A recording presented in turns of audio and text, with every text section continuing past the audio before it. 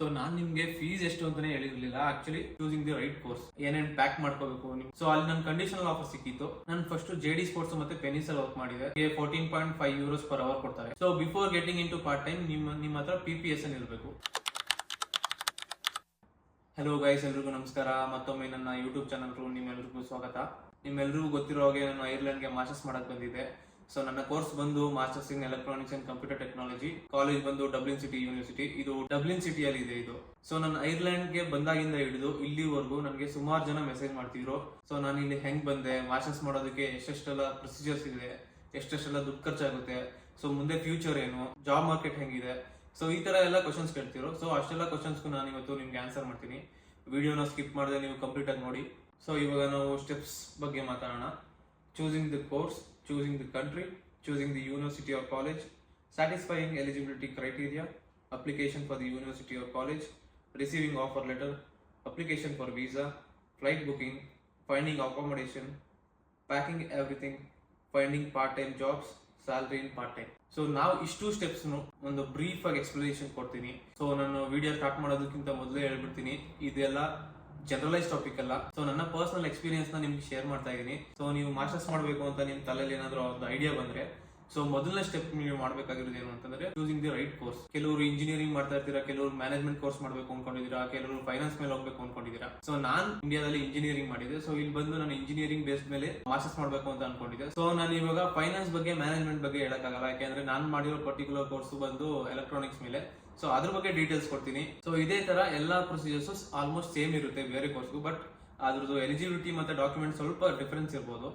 So ಅದಕ್ಕೆ ನೀವು alteration ಮಾಡ್ಕೋಬೇಕಾಗುತ್ತೆ. ಸೊ ಫಸ್ಟ್ ಸ್ಟೆಪ್ ಬಂದು ನೀವು ಕೋರ್ಸ್ ನ ಚೂಸ್ ಮಾಡೋದು. ಸೊ ಸಪೋಸ್ ಇವಾಗ ನಾನು ಎಲೆಕ್ಟ್ರಾನಿಕ್ಸ್ ಅಂಡ್ ಕಮ್ಯುನಿಕೇಶನ್ ಇಂಜಿನಿಯರಿಂಗ್ ಮಾಡಿದೆ, ನಾನು ಪರ್ಟಿಕ್ಯುಲರ್ ಎಂಬೆಡೆಡ್ ಸಿಸ್ಟಮ್ಸ್ ಮೇಲೆ ಹುಡುಕ್ತಾ ಇದೆ, ಇಲ್ಲ IoT ಮೇಲೆ ಹುಡುಕ್ತಾ ಇದೆ, ಕೋರ್ ಎಲೆಕ್ಟ್ರಾನಿಕ್ಸ್ ಮಾಸ್ಟರ್ಸ್ ನ ಹುಡುಕ್ತಾ ಇದೆ. ಸೊ ನಿಮ್ಗೆ ಯಾವ್ಯಾವ ರೀತಿ ಇಷ್ಟ ಆಗುತ್ತೆ ಕೋರ್ಸ್, ಅದನ್ನ ಸೆಲೆಕ್ಟ್ ಮಾಡ್ಕೋಬೇಕಾಗುತ್ತೆ. ಸೊ ನೆಕ್ಸ್ಟ್ ಬಂದು ಚೂಸಿಂಗ್ ದಿ ಕಂಟ್ರಿ. ಯಾವ ಕೋರ್ಸ್ ಮಾಡಬೇಕು ಅಂತ ಫಸ್ಟ್ ಡಿಸೈಡ್ ಮಾಡಾದ್ಮೇಲೆ ನೆಕ್ಸ್ಟ್ ಚೂಸ್ ಮಾಡಬೇಕಾಗಿರೋದು country.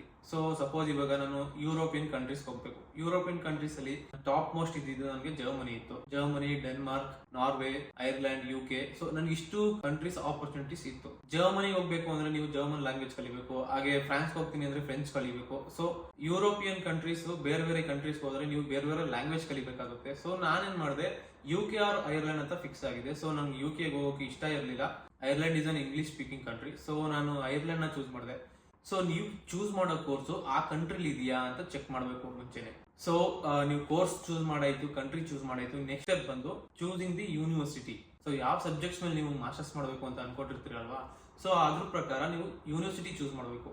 So take A list of universities. ಆ ಯೂನಿವರ್ಸಿಟಿಲಿ ನಿಮಗೆ ಬೇಕಾಗಿರೋ ಕೋರ್ಸ್ ಇದೆಯಾ ಅಂತ ಚೆಕ್ ಮಾಡಬೇಕು. ಆ ಯೂನಿವರ್ಸಿಟಿಲಿ ಕೋರ್ಸ್ ಇದೆ ಅಂತ ಅಂದ್ರೆ ಆ ಯೂನಿವರ್ಸಿಟಿನ ಲಾಕ್ ಮಾಡ್ಕೋಬಹುದು. ಸೊ ನೆಕ್ಸ್ಟ್ ಬಂದು ಸ್ಯಾಟಿಸ್ಫೈಯಿಂಗ್ ಎಲಿಜಿಬಿಲಿಟಿ ಕ್ರೈಟೀರಿಯಾ. ಸೊ ನೀವು ಕೋರ್ಸ್ ಚೂಸ್ ಮಾಡಾಯ್ತು, ಕಂಟ್ರಿ ಚೂಸ್ ಮಾಡಾಯ್ತು, ನೆಕ್ಸ್ಟ್ ಯೂನಿವರ್ಸಿಟಿ ಚೂಸ್ ಮಾಡಾಯ್ತು. ಸೊ ಆ ಕೋರ್ಸ್ ಕರಿಕ್ಯುಲಮ್ ಅಲ್ಲಿ ನಿಮ್ಗೆ ಎಲಿಜಿಬಿಲಿಟಿ ಕ್ರೈಟೀರಿಯಾಸ್ ಎಲ್ಲ ಮೆನ್ಷನ್ ಮಾಡಿರ್ತಾರೆ. ಸೊ ಏನೇನು ಡಿಗ್ರಿ ಕ್ವಾಲಿಫಿಕೇಶನ್ ಇರಬೇಕು, ಲ್ಯಾಂಗ್ವೇಜ್ ಸರ್ಟಿಫಿಕೇಶನ್ಸ್ ಏನ್ ಬೇಕು, ಆ ಎಲಿಜಿಬಿಲಿಟಿ ಕ್ರೈಟೀರಿಯಾ ಗೊತ್ತಾಗಬೇಕು.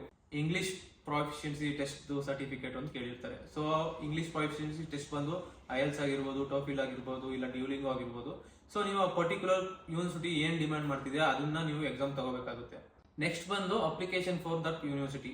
ಸೊ ನೀವು ಇಷ್ಟು ಡಾಕ್ಯುಮೆಂಟ್ಸ್ ಎಲ್ಲ ಅರೇಂಜ್ ಮಾಡ್ಕೊಂಡು, ನಿಮ್ದು ಮಾರ್ಕ್ಸ್ ಕಾರ್ಡ್ಸ್ ಆಗಿರ್ಬೋದು, ನಿಮ್ದು IELTS ಸ್ಕೋರ್ ಸರ್ಟಿಫಿಕೇಟ್ಸ್ ಆಗಿರ್ಬೋದು, ಅದನ್ನೆಲ್ಲ ಅರೇಂಜ್ ಮಾಡ್ಕೊಂಡು ನೆಕ್ಸ್ಟ್ ನೀವು ಯೂನಿವರ್ಸಿಟಿಗೆ ಅಪ್ಲೈ ಮಾಡಬೇಕಾಗುತ್ತೆ.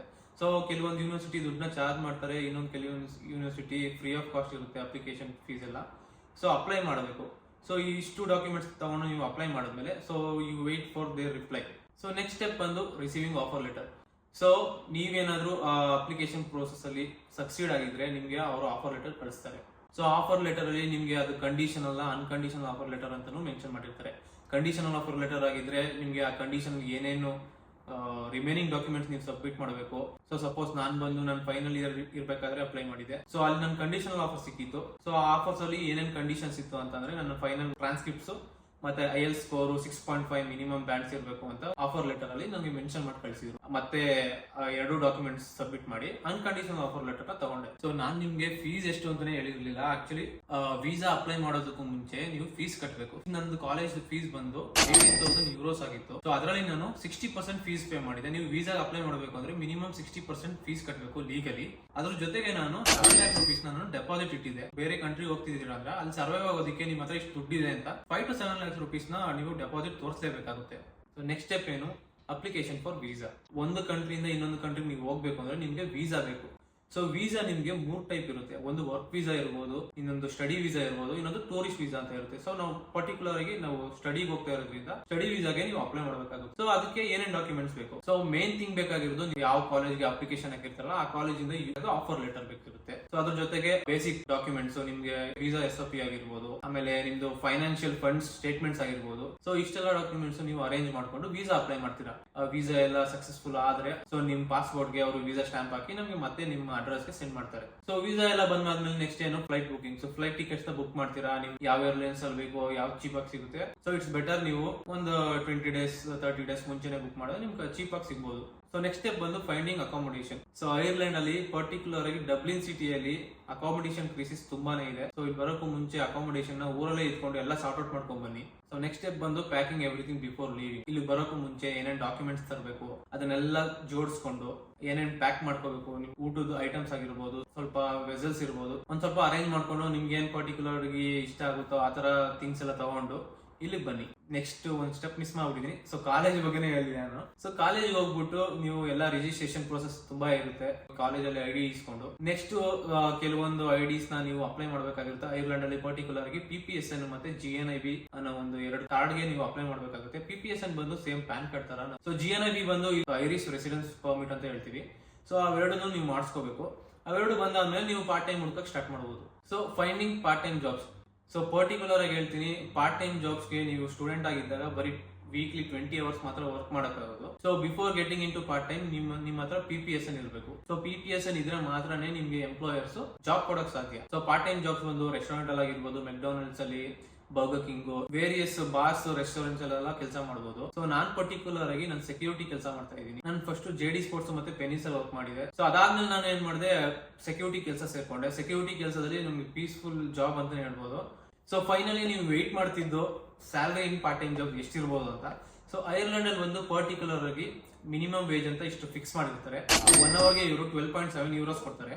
ಸೊ ನೆಕ್ಸ್ಟ್ ನೀವೇನಾದ್ರು ಬರ್ಬೇಕಂದ್ರೆ 2025ಗೆ ಇದು €1 ಜಾಸ್ತಿ ಆಗುತ್ತೆ, 13.7 ಏನೋ ಕೊಡ್ತಾರೆ ಅಂತ ಸುದ್ದಿ ಇದೆ. ಸೊ ಇನ್ನು ಕನ್ಫರ್ಮೇಶನ್ ಇಲ್ಲ. ಸೊ ಪರ್ಟಿಕ್ಯುಲರ್ ನಾನ್ ಬಂದು ನನಗೆ JD ಸ್ಪೋರ್ಟ್ಸ್ ವರ್ಕ್ ಮಾಡಿದ್ರೆ 1 hourಗೆ ನನಗೆ 12.7 euros ಕೊಡ್ತಿದ್ರು. ನಾನು ಸ್ವಲ್ಪ ದಿನ ಆದ್ಮೇಲೆ ನಾನು ಸೆಕ್ಯೂರಿಟಿ ಲೈಸೆನ್ಸ್ ಮಾಡಿಸ್ಕೊಂಡೆ. ಸೆಕ್ಯೂರಿಟಿ ಲೈಸೆನ್ಸ್ ಮಾಡಿಸಿ ಸೆಕ್ಯೂರಿಟಿ ಜಾಬ್ ತಗೊಂಡೆ. ಸೊ ಸೆಕ್ಯೂರಿಟಿ ಜಾಬ್ ಅಲ್ಲಿ ನನಗೆ ಆಲ್ಮೋಸ್ಟ್ 14.5 euros per hour ಕೊಡ್ತಾರೆ. ಸೊ ಇದರಲ್ಲಿ ಆಲ್ಮೋಸ್ಟ್ ನನ್ನ ರೆಂಟ್ ಎಕ್ಸ್ಪೆನ್ಸಸ್ ಎಲ್ಲ ಕವರ್ ಮಾಡ್ಕೋಬಹುದು. ಸೊ ಇಷ್ಟು ಡೀಟೇಲ್ಸ್ ನಾನು ನಿಮಗೆ ಒಂದು ಓವರ್ ವ್ಯೂ ಕೊಟ್ಟಿರೋದು. ಸೊ ನಿಮ್ಗೆ ಇದರಲ್ಲಿ ಪರ್ಟಿಕ್ಯುಲರ್ ಸ್ಟೆಪ್ಸ್ ನ ಬ್ರಾಡ್ ಆಗಿ ಎಕ್ಸ್ಪ್ಲೇನ್ ಮಾಡಬೇಕು ಅಂತಂದ್ರೆ ಕಮೆಂಟ್ ಸೆಕ್ಷನ್ ಅಲ್ಲಿ ತಿಳಿಸಿ. ನಾನು ಇದ್ರ ಬಗ್ಗೆ ಡೆಡಿಕೇಟೆಡ್ ವಿಡಿಯೋ ಮಾಡಕ್ ಟ್ರೈ ಮಾಡ್ತೀನಿ.